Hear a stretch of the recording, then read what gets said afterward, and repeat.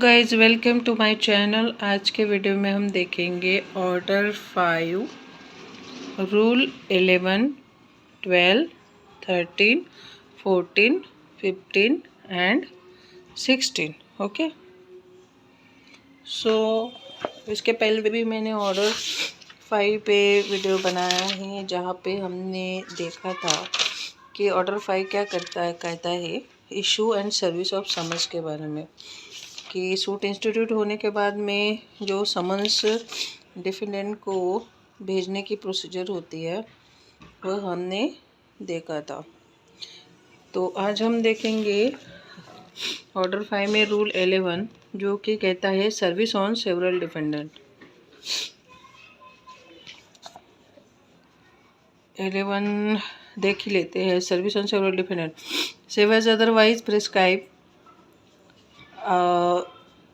where there are more defendant than one, service of summons shall be made on each defendant। ये तो common rule है। देखिए, अगर हमने प्लेडिंग्स बनाई हैं, प्लेंट बनाई है, ठीक है, और उसमें एक से ज़्यादा डिफेंडेंट है तो सबको अलग अलग समन्स सर्व होगा। Service of summons shall be made on each defendant, तो सबको सर्विस ऑफ समन्स होगा थ्रू कोर्ट। ठीक है, तो बस यही कहता है रूल 11, ऑर्डर 5 का रूल 11। ऑर्डर 5 का रूल 12 बताता है कि service to be on definite in person when practicable और ऑन हिज एजेंट। तो बोलते हैं कि जो समन्स की सर्विस होगी वो डिफेंडेंट को ही होगी, पर्सन इन पर्सन, मतलब जो डिफेंडेंट है उसी को होगी। अगर वो अवेलेबल नहीं है तो क्या होगा, उसके एजेंट को सर्विस ऑफ समन्स किया जाएगा। whenever it is practicable, service shall be made on the defendant in person unless he has an agent empowered to accept service, in which case service on such agent shall be sufficient। बोलते हैं कि अगर तो उसके पास उसने agent नहीं है defendant का कोई, तो डिफेंडेंट को पर्सनली वो सर्विस ऑफ समन्स किया जाएगा। ठीक है, उसी को किया जाएगा डिफेंडेंट को। और अगर तो डिफेंडेंट का एजेंट है तो फिर इन हिज एब्सेंट, डिफेंडेंट के एब्सेंट में वो सर्विस ऑफ समन्स एजेंट को दिया जाएगा। ठीक है, तो वो भी सफिशिएंट सर्विस मानी जाएगी, कि ऐसा माना जाएगा कि वो डिफेंडेंट को ही सर्विस ऑफ समन्स किया गया है। Service on agent of partner, तो service of summons on the agent of the partner has been held as sufficient service on the partner of the firm. तो एक केस में भी कहा गया था कि अगर एजेंट को अगर सर्विस ऑफ समन्स करते हैं तो माना जाएगा कि वो पार्टनर, जो पार्टनर ऑफ द फर्म है, उसको सर्विस हो गई है, ऐसा माना जाएगा। तो एजेंट को भी माना गया है, डिफेंडेंट के एजेंट को, कि आप उसे सर्विस ऑफ समन्स कर सकते हैं। ऑर्डर 5 रूल 13 कहता है service on agent by home defendant carries on business. Defendant का बिजनेस है, ठीक है, और वहाँ पे वो अगर वो प्रेजेंट नहीं है डिफेंडेंट, तो उसके एजेंट को सर्विस ऑफ समन्स की जाएगी। In a suit relating to any business or work against a person who does not reside within the local limits of the jurisdiction of the court from which the summons is issued, service on any manager or agent who at the time of service personally carries on such business or work for such person within such limits shall be deemed good service। तो इन्होंने कहा है कि अगर defendant court के local jurisdiction में नहीं रह रहा है, लेकिन उसका जो बिज़नेस है, जो वर्क है, वो कोर्ट के जुरिडिक्शन में है, और उसको जो भी हैंडल कर रहा है, मैनेज कर रहा है, उसका एजेंट या फिर मैनेजर, तो अगर वो वहाँ पे प्रेजेंट नहीं है डिफेंडेंट, तो उसके मैनेजर को या एजेंट को सर्विस ऑफ समन्स किया जाएगा, और ऐसा माना जाएगा कि ये गुड सर्विस ऑफ समन्स है, मतलब डिफेंडेंट को किया गया है।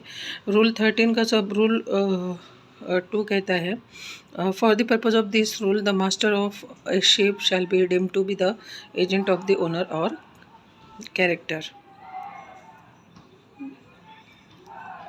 तो अगर कोई जो मास्टर ऑफ द शिप है उसको भी एजेंट माना जाएगा, जो कि वो शिप का ओनर है।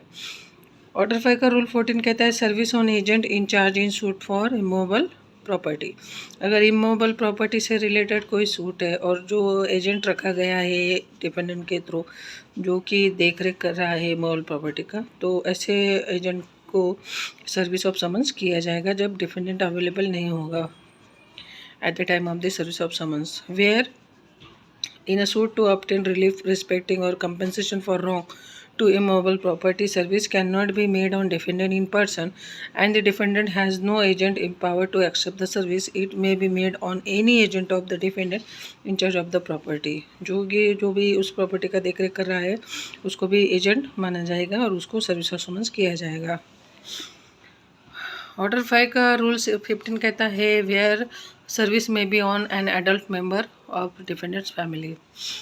तो जो एडल्ट मेंबर होगा डिफेंडेंट्स की फैमिली का उसको भी आप सर्विस ऑफ समन्स कर सकते हैं।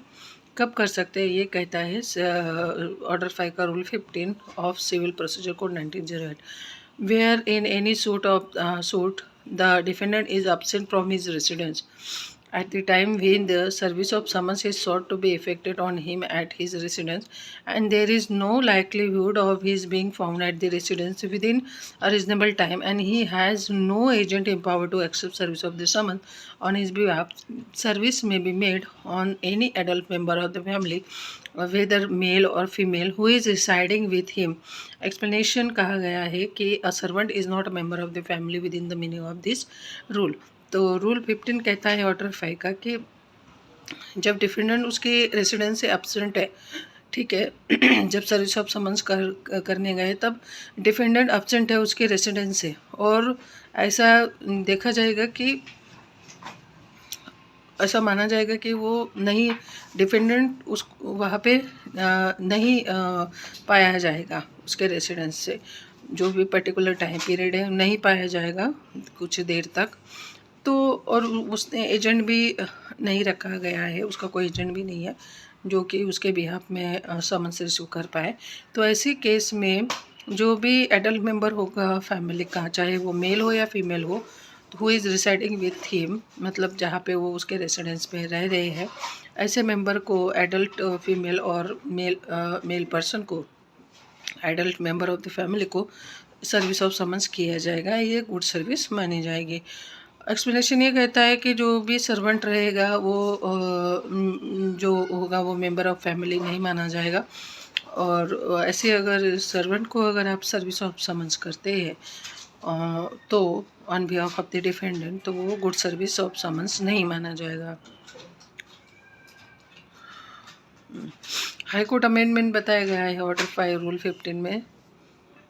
तो वेयर सर्विस में on male member of defendant's family when the defendant cannot for any reason be personally served and has no agent empowered to accept service of summons on his behalf, service may be made on any adult male member of the family of the defendant who is residing with him. तो यहाँ पे high court की amendment से यहाँ पे जो female है ये वर्ड को सब्स्टिट्यूट किया गया है, यहाँ पे एडल्ट मेल मेंबर को ही कंसिडर किया गया है, ठीक है। Explanation: a servant is not a member of the family within the meaning of this sub rule.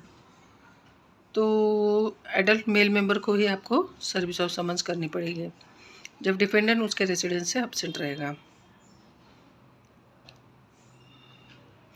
Rule 16 कहता है ऑर्डर 5 का of CPC, person serve to sign acknowledgement where the serving officer delivers to or tenders a copy of the summons to the defendant personally or to an agent or other person on his behalf, he shall require the signature of the person to whom the copy is so delivered or tendered to an acknowledgement of service endorsed on the original summons. तो original summons पे वो acknowledgement करेंगे कि उनको summons received हो गया है करके। ये कहता है ऑर्डर 5 का रूल 16। बस इतना ही कहा गया है ऑर्डर 5 के रूल 11, 12, 13, 14 एंड 15 और 16 में। तो आपको आई होप कि आपको वीडियो समझ में आया होगा, एक्सप्लेनेशन अच्छा लगा होगा। अगर वीडियो पसंद आता है तो मेरे वीडियो को लाइक कीजिए और चैनल को सब्सक्राइब कीजिए और मुझे मोटिवेट कीजिए। Thanks for watching my video.